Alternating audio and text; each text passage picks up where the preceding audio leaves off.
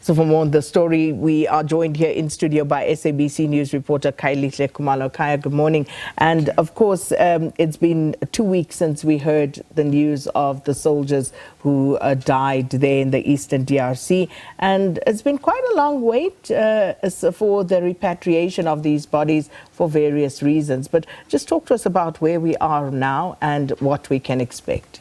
Well, absolutely, Sakina. A very painstaking process, riddled with a number of delays. As you know, that the United Nations really has been a very key partner for South Africa, Malawi. Those are the countries, really, troops contributing countries that are affected in this instance. So, but looking at the journey all the way from Goma to Rwanda to now Entebbe, the UN logistics base, and also just in terms of the pathology procedures that they had to undertake to make sure that the mortal remains are well preserved. But all of this really preceded by that all-important summit in Dar es Salaam, Sakina, where we saw a very unprecedented move.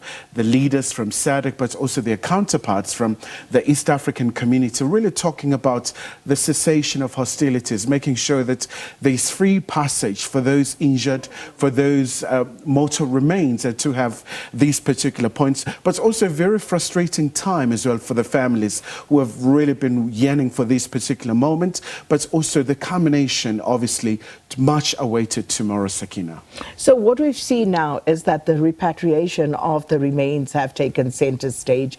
But what's happening with the fighting? Because we know this is a powder keg region, and South Africa has now deployed more troops and, more resources to the region.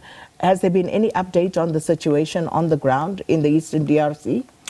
Well, it remains a very fluid, a very precarious situation, Sakina. But so far, what you do understand is that right after the summits by the heads of states, the heads of defense forces now from these regions, they will have to meet now to map out a plan in terms of making sure that there is a ceasefire, in terms of really just making sure also that the warring parties are able to meet. But really, on the ground, the situation is quite awful, Sakina, where the civilians really are caught up in this particular conflict, especially also going back to the leaders' summit where they call for the reopening of the Goma airports. But obviously we do know that the tarmac has been severely damaged in light of the exchange of fighting between the parties. But also another very important issue is around making sure that the ceasefire is permanent, to allow for the civilians really to have just a bit of a normality, so to speak. But also what is concerning, Sakina, is that